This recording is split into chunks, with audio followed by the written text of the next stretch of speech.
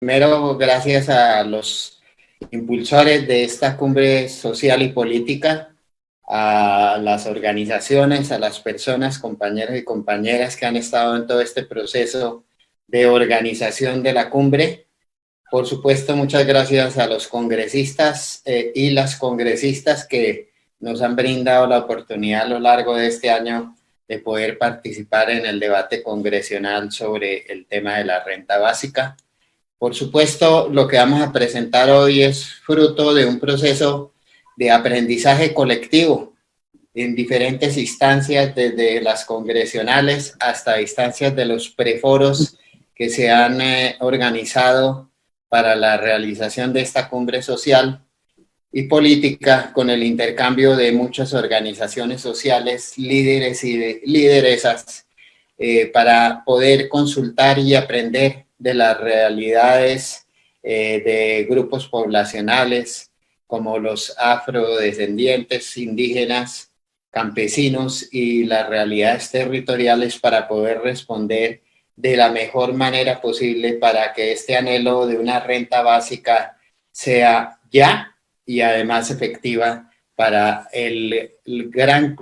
conglomerado de la población colombiana que está sufriendo situaciones de pobreza extrema, pobreza y vulnerabilidad. Voy a hacer una presentación sencilla y rápida sobre el contexto, los antecedentes, las razones jurisprudenciales internacionales y colombianas para la justificación de una renta básica en un contexto claro como el de Colombia. Segundo lugar, anotar y ver las condiciones tanto de orden financiero como institucional y administrativo que llevan a que, dada la gravedad de la crisis social del país y la imperancia de una implantación en el corto plazo de una renta básica, se analiza por qué debe ser por ahora focalizada, ampliamente focalizada, con una cobertura del 60% de la población colombiana. En tercer lugar, se muestra por qué la exigencia de que sea ya y lo más rápido posible ante la crisis social. En cuarto lugar, se hace un análisis del costo fiscal y de las fuentes de financiación que podrían alimentar este anhelo de la población por una renta básica.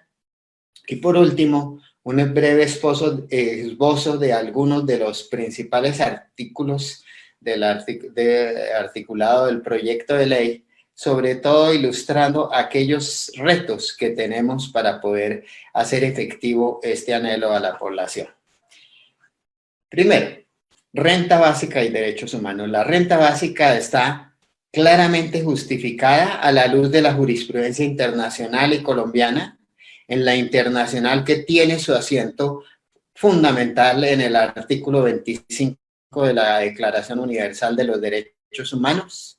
pero también en otras jurisprudencias desarrolladas a nivel internacional en el marco del Pacto Internacional de Derechos Económicos, Sociales y Culturales, en la cual se reconoce el derecho de toda persona a un nivel de vida adecuado para sí, su familia, incluso alimentación, vestido y vivienda adecuados. Y recientemente, a raíz de la crisis de la pandemia por el COVID-19, las directrices esenciales para incorporar la perspectiva de derechos humanos en la atención a la crisis de la pandemia que desarrolló la Oficina de la Alta Comisionada de Naciones Unidas para los Derechos Humanos. En la Constitución Política de Colombia, por su parte, se realza en varios de sus artículos el derecho a existir y a la promoción de una igualdad real y efectiva, como reza en el artículo 1, en el artículo 2 de la Constitución. Además del desarrollo constitucional de bloque de constitucionalidad por parte de la Corte Constitucional, en la que ha reiterado el derecho fundamental a la vida que garantiza la Constitución en los artículos 1, 2 y 11, y la necesidad de avanzar seriamente en la creación de las condiciones de igualdad efectiva y real en la población colombiana. La renta básica como derecho a la ciudadanía es un instrumento de política pública que busca avanzar en la observancia del derecho a la libertad y a la garantía de existencia de una vida digna para la población colombiana y especialmente, por supuesto, a ese grupo poblacional tan amplio del país que no cuenta con estas condiciones de vida digna. Por lo tanto, el enfoque central es una renta básica de ciudadanía que tiene las siguientes características básicas, que es un ingreso transferido por parte del Estado a cada miembro en el pleno ejercicio del derecho de la sociedad, de tal manera que no tenga que tener ninguna condicionalidad sobre obligación alguna por parte del ciudadano o ciudadana receptora de esta transferencia monetaria, que no se trata de una dádiva generosa a la voluntad del gobernante de turno, sino a un derecho de ciudadanía para asegurar la observancia del derecho a una vida en condiciones dignas. En este sentido, obviamente en la discusión general teórica se ha avanzado en el concepto de la renta básica universal como un derecho de ciudadanía amplio. Sin embargo, ante las restricciones presupuestales financieras del Estado colombiano, las restricciones institucionales y administrativas, y dada la urgencia de la implantación de una renta básica ya, tenemos que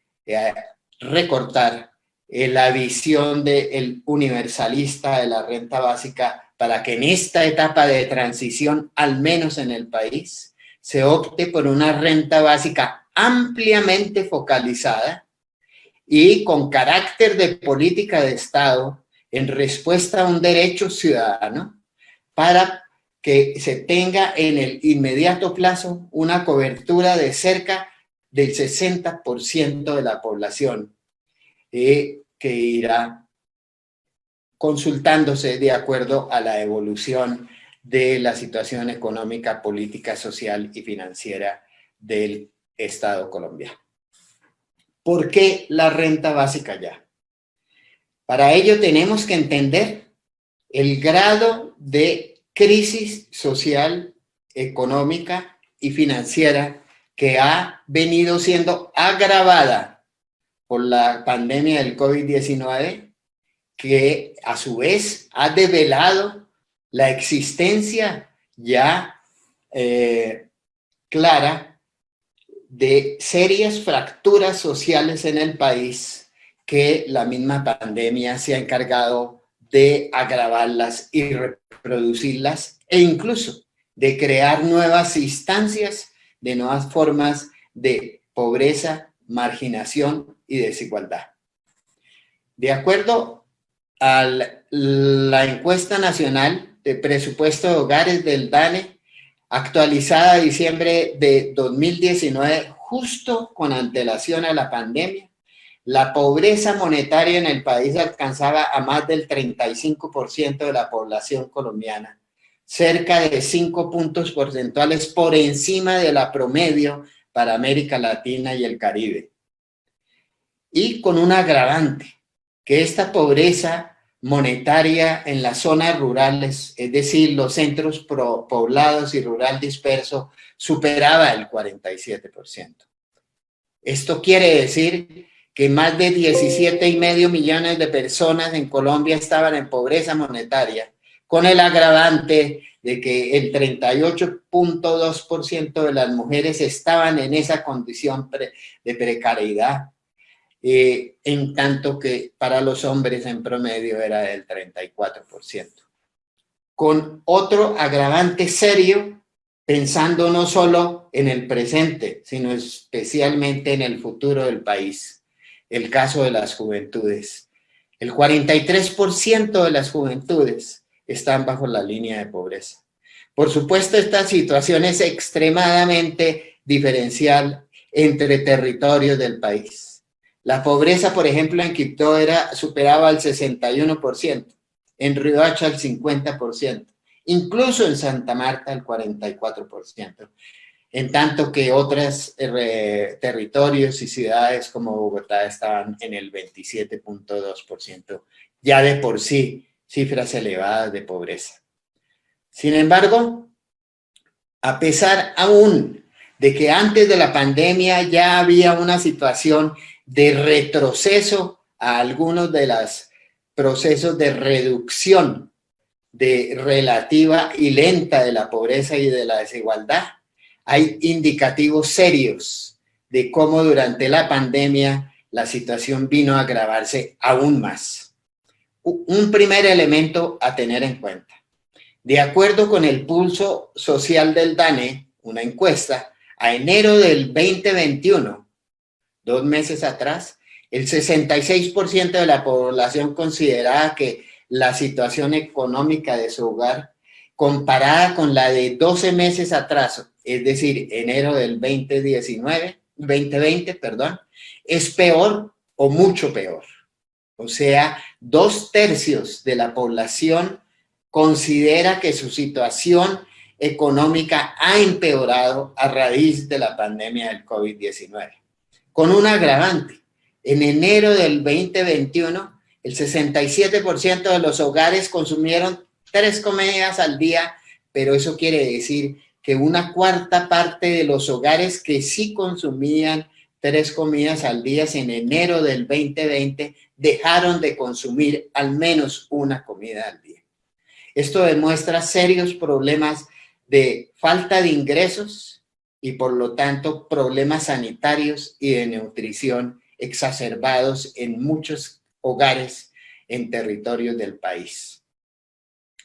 Esto ha compasado con una caída drástica del nivel de ingresos de la población, en parte debido a que con la estrategia de confinamiento necesaria para reducir la velocidad de contagio y para evitar el colapso sanitario del sistema de salud, se llevó a afectar desmedidamente a unos sectores de la población más vulnerables que a otros. Es así como los sectores poblacionales que dependen de la economía informal, del trabajo por cuenta propia y del día a día, o como popularmente se llama el rebusque, vieron una caída drástica de sus ingresos, siendo que ya a raíz de la pandemia se corrobora que el grado de informalidad en el mercado laboral colombiano supera al 60% de la población trabajadora. Por otro lado, ha habido una pérdida de empleo drástica a lo largo de la pandemia, de tal manera que en enero del 2021 la tasa de desempleo volvió a llegar al 17.3% promedio nacional, cuando a las mujeres era el 23% y a los hombres el 13%, pero con el agravante de que supera el 30% para mujeres jóvenes y que para jóvenes en general supera el 35%. Esto quiere decir que el agravamiento de la crisis de empleo en el país volvió a agudizarse y a observarse en el mes de enero a raíz de 2 factores o razones principales. Una, la segunda ola pandémica en el país y la necesidad de confinamientos parciales. Y 2, a la constatación de que la demanda interna todavía es muy frágil para poder lograr una reactivación cierta y sustentable del aparato productivo. Es así como el desempleo aumentó en 930,000 personas en un solo mes, como una tendencia muy preocupante de cómo será la evolución económica y social del país en el año 2021, en la medida en que es incierto hoy la evolución de la pandemia y de la posibilidad de la ocurrencia de nuevas olas pandémicas ante el retraso de la vacunación masiva que haría prever, según lo observado hasta ahora, que la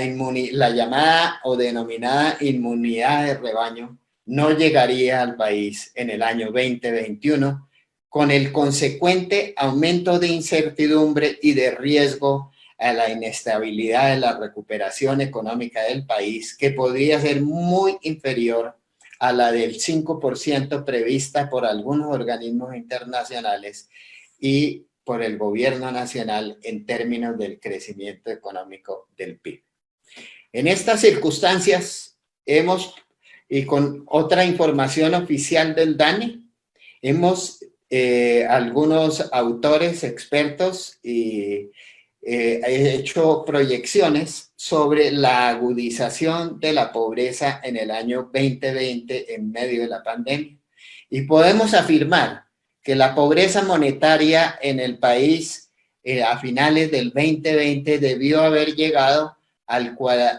45 a 50% de la población colombiana, por supuesto, llegando hasta más del 75-80% en las regiones rurales del país, con amplias diferencias territoriales y de grupos poblacionales. Con ello, también podemos prever que la población entre pobreza y vulnerabilidad monetaria estaría entre el 60 y 65% de la población colombiana, y de ahí que este sea uno de los factores definitivos en el diseño de la focalización de la renta básica, ya que a continuación expongo. Por último, quiero mencionarles sobre el contexto económico y social en que se desarrolla esta crisis. Es que en el año 2020, la caída del PIB o del crecimiento económico llevó a una recesión del menos 6.8%, que es la segunda recesión más aguda desde que se cuenta con estadísticas oficiales en el país. Debemos recordar que en 1929-30 la economía colombiana cayó menos 8.6, pero de allá a hoy no había caído la economía colombiana en estas proporciones como la del menos 6.8. Y esto es altamente preocupante porque muestra que el país perdió más de 10 años en avances relativos en la reducción de pobreza y desigualdad, y que tomará, ojalá, con políticas activas del Estado, como la de renta básica ciudadana, ojalá, el menor tiempo posible para volver a las condiciones de por sí ya precarias del 2019 con antelación a la pandemia. En este sentido, por eso llamamos la atención ante esta profundidad de crisis que la renta permanente debe ser ya, porque en la medida que pasan los días, las afectaciones a la población son muy profundas, pero algo más preocupante aún. En muchos casos, cuando hay pobreza extrema y alta pobreza, se generan problemas nutricionales, educativos, tan profundos que llevan a una pérdida de capital social y a una violación a la integralidad de derechos de amplios grupos poblacionales, y aún más grave, pensando en las nuevas generaciones, que implicarían un retroceso fundamental en la sociedad colombiana. Ante lo anterior, la propuesta de renta básica permanente tiene los siguientes objetivos y las siguientes restricciones. Empecemos por los objetivos. El objetivo es que sea una transferencia monetaria mensual incondicionada, que no tenga ninguna contraprestación y exigencia a los hogares beneficiarios. Segundo lugar, por razones institucionales, administrativas y de disponibilidad de registros informáticos sustentables, por ahora la unidad de análisis y la unidad mediante la cual se va a realizar la política de transferencias monetarias es el hogar. La literatura sobre renta básica universal obviamente pregona por la búsqueda de que sea una transferencia por persona, por individuo. Pero dadas las circunstancias actuales de Colombia en esta etapa de transición, para que su implementación sea realista y factible en el corto plazo, tiene que ser por hogar, debe ser por hogar, utilizando los registros administrativos precarios que han de complementarse, pero que están con mayor sustentabilidad y robustez estadística a nivel de hogar. En tercer lugar, en el proceso de aprendizaje que se ha tenido ya en un año sobre los proyectos legislativos y el intercambio con comunidades y líderes, encontramos que la renta básica debería tener algún matiz de progresividad acorde con el número de miembros por el hogar, porque no es lo mismo tener un hogar de un miembro que un hogar de 5 o 6 o más miembros. De tal manera que se ancló en que la transferencia a un hogar con una persona, o sea, unipersonal, se equivaliera aproximadamente a la línea de pobreza monetaria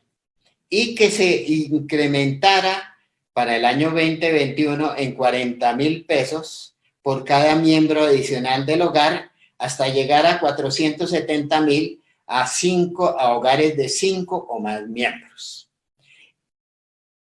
Obviamente se quisiera tener un grado de progresividad mayor, pero ahí vamos a las restricciones. La primera restricción es el costo fiscal. Es qué tanta erogación sobre recursos públicos exige un programa de esta naturaleza. Es claro que no hay una ciencia exacta en la economía y en las finanzas a decir que tal número mágico es el único, pero sí hay rangos muy previsibles, dada la situación actual del país, que fijan o aconsejan que un costo anual superior al 3.7% del PIB de un programa que no es el único, sino que apenas debe ser uno de los programas complementarios para la activación económica y social del país, no pueda tener una erogación fiscal superior al 3.7, cuando el segundo objetivo, el tercer objetivo central de la renta básica es tener una cobertura amplia al 60% de la población colombiana, que constituye la población en situación de pobreza extrema, pobreza y vulnerabilidad monetarias actualmente en el país. La otra restricción, por supuesto, es también no solo las restricciones fiscales, sino la capacidad administrativa para poder focalizar en ese 60% de la población la renta básica. Hoy día, los 4 programas sociales de transferencias, unos condicionados y el ingreso solidario no condicionado, abarcan en términos netos apenas a 6.2 millones de hogares en el país. Por eso, es una exigencia muy importante que en el corto plazo podamos lograr una focalización acertada, equitativa y justificable de por lo menos 1,5 millones de hogares más que hoy no están focalizados por estos programas sociales y que exigen un reto a la política para llegarle a los hogares que así lo requieren. En ese sentido, la propuesta tiene ese costo y tiene que buscar fuentes de financiación. El problema de las fuentes de financiación es que tenemos que ser supremamente cuidadosos de que sean realistas y ejecutables en el corto plazo para que esa renta básica ya pueda tener apalancamiento en fuentes de financiación ciertas y que no atenten de ninguna manera contra una estabilidad macroeconómica en el país. Por lo tanto, cuidando para que esta propuesta no vaya a tener la debilidad o la fragilidad de que no sea realista y aplicable en el corto plazo, buscamos las mejores fuentes de financiación para el año 2021. La primera es que hay montos de recursos disponibles en el FOME que todavía no han sido asignados por el Ministerio de Hacienda, pero que a medida que pasa el tiempo los va asignando, por ejemplo, a prioridades como el servicio de salud sanitario, y que por lo tanto hay que tener la cautela suficiente de poder oportunamente hacerse aparte de esos recursos disponibles, que es un fondo para la mitigación de emergencia, cuyo uno de sus objetivos corresponde clara y estrictamente a un propósito como de una política como el de la renta básica ya. En segundo lugar, no vamos a acudir en esta propuesta presentada a la Cumbre Social y Política a su discusión, deliberación y mejoramiento, por supuesto, de que haya una emisión directa por parte del gobierno nacional, sino que se haga a través de una emisión de títulos del gobierno nacional central en el mercado, que puede adquirir al menos en parte en el mercado el Banco de la República, sin que eso constituya una emisión primaria como medida, según los ortodoxos, que sería inconveniente para el manejo financiero del país ante la calificación de riesgo. Entonces no queremos atentar sobre esa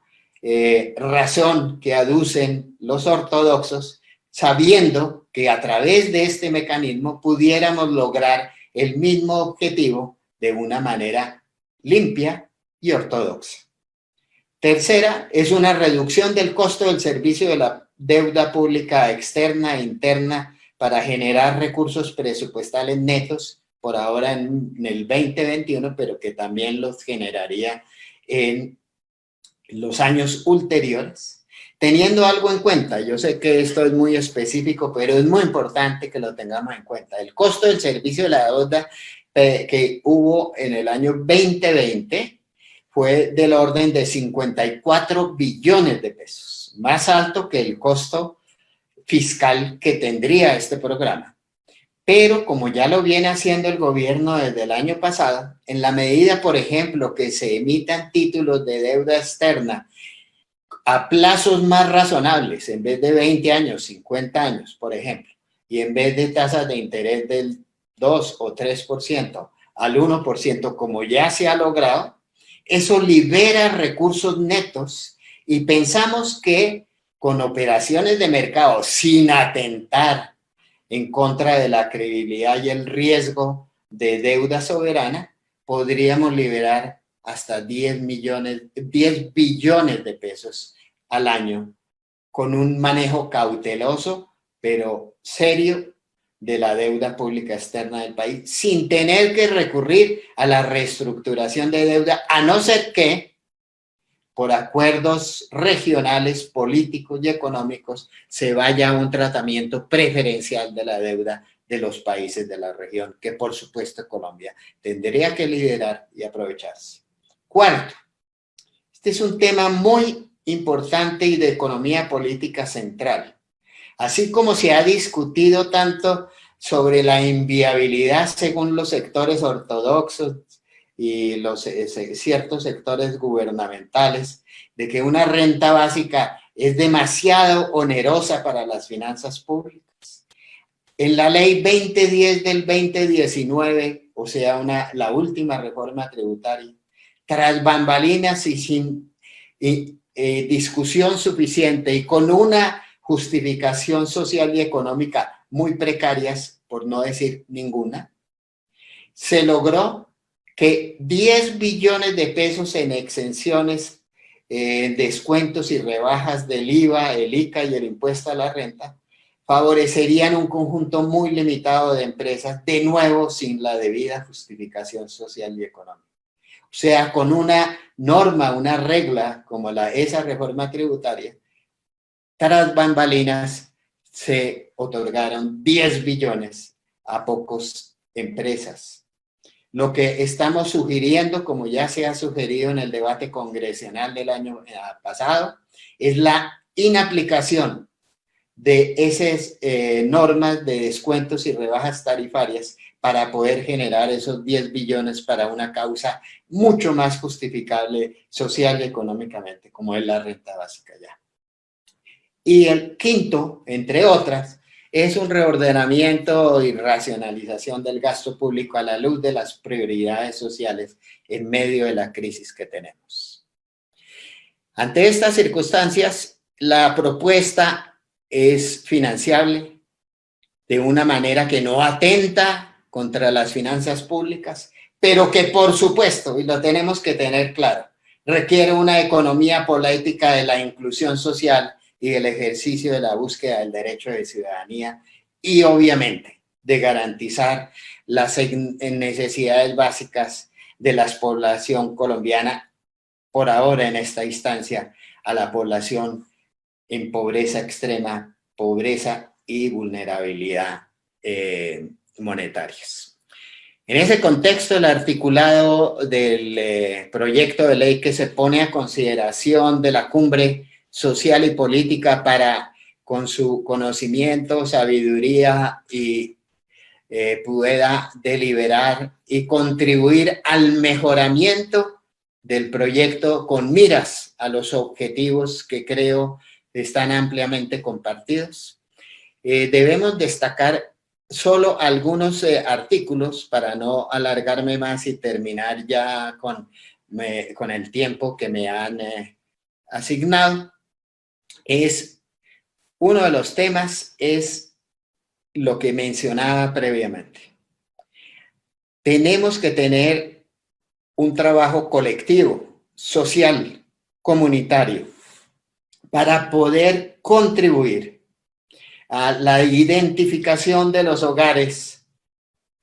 especialmente étnicos, campesinos,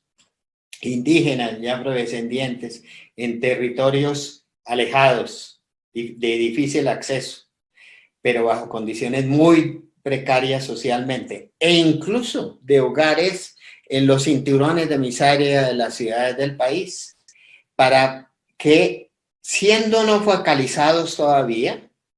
puedan ser incluidos en la base de maestra de las autoridades gubernamentales responsables, como el DNP, Departamento Nacional de Planeación, para que bajo el mecanismo de demanda, una vez surtidos unos trámites administrativos que sean ágiles y transparentes, se pueda actualizar esa base de datos, incluir a esos hogares y poder proceder a su focalización y a la transferencia de los recursos a los mismos. Con todas las disposiciones tradicionales de sanciones sobre información falsa o manipulada de los hogares que se focalicen, así como a los funcionarios públicos que por acción u omisión obstaculicen el proceso de focalización. En segundo lugar, y algo que omití y que debo recuperar, es que el programa de renta básica ciudadana subsume o reemplaza los 4 programas sociales de transferencias, unos condicionadas como son Familias en Acción, Jóvenes en Acción, Colombia Mayor y el no condicionado de ingreso solidario en un solo programa, renta básica, que es incondicional y que se regirá por los nuevos montos que mencioné previamente. Sobre este tema han surgido muy afortunados cuestionamientos, dudas y propuestas por parte de muchos intervinientes en los foros previos como el hecho de que probablemente algunos hogares cuentan con varios integrantes que participan en diferentes programas y que se pueda correr el riesgo de que el monto de transferencias netas que se estaban recibiendo antes de la implantación de este programa de renta básica pueda deteriorarse. Y para ello se incluyó y se incluye a propuesta un parágrafo transitorio donde se dice que aquellos hogares que se vean vulnerados por una caída en el ingreso o en el monto de transferencias otorgados en los anteriores programas, con la implantación de la renta básica, tendrán la posibilidad de recurrir para mantener el nivel previamente alcanzado de transferencias por parte del gobierno. Es decir, que se busca evitar la violación del principio de progresividad en esos términos. Otro elemento clave, como ya lo mencionaron algunas congresistas, es que se incluye un artículo sobre una transferencia monetaria con enfoque de género, que reza en la siguiente manera. En el caso de hogares con jefatura femenina o jefatura compartida, la transferencia monetaria de la renta básica se hará a la mujer para su administración. Con esto queremos darle ese enfoque de género dado el papel esencial de la mujer en la administración del hogar, pero con la salvedad y la claridad, como está mencionado en el texto de la exposición de motivos, esta transferencia a las mujeres en jefatura monomarental o compartida de ninguna manera implica una retribución ni parcial a las horas de las labores dedicadas al hogar y al cuidado, que eso requeriría otro tipo de políticas y de transformación social y económica en una economía capitalista como la colombiana. Por último, quiero resaltar de que se incluyó un artículo para atender en la medida de lo posible y a través de la discusión que se puede dar en esta cumbre social y política y más adelante en el debate congresional, es cómo asegurar con mecanismos diferenciales e idóneos que las transferencias monetarias sean efectivas, realizables y lleguen a esas poblaciones marginadas de grupos étnicos, campesinos, indígenas, afrodescendientes, para mirar los mecanismos mediante los cuales las organizaciones comunitarias y las instancias organizativas en generales puedan definir mecanismos y modalidades idóneas para materializar la transferencia acorde con la realidad territorial. Y este es algo que es muy fundamental. Por último, se incluye un mecanismo de control social y comunitario para como un comité técnico nacional, departamental y municipal para realizar control social a la implementación del programa de renta básica.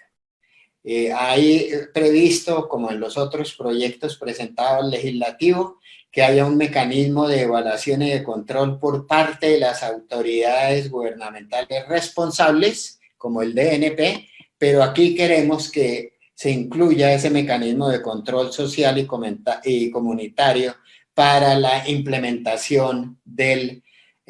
programa de renta básica. Como lo mencionaba la doctora Carolina previamente, en esta cumbre social y política también se está buscando promover mecanismos de veeduría ciudadana organizada para poder hacer un seguimiento y evaluación del trámite legislativo y poder mantener informada a toda la población del transcurso de este proyecto de ley. Por último, y perdone que 2 veces dije por último, está taxativamente expuestas las fuentes de financiación, que ya las mencioné previamente y no las repito ahora. De nuevo a todas y todos, muy agradecidos, y a los compañeros y compañeras que han estado en esta labor de impulso y organización, de nuevo mi reconocimiento, mi agradecimiento y el deseo de que esta iniciativa tan crucial para el país pueda llegar a feliz término, primero en la cumbre social y política y luego en el debate congresional y político en Colombia. Muchas gracias.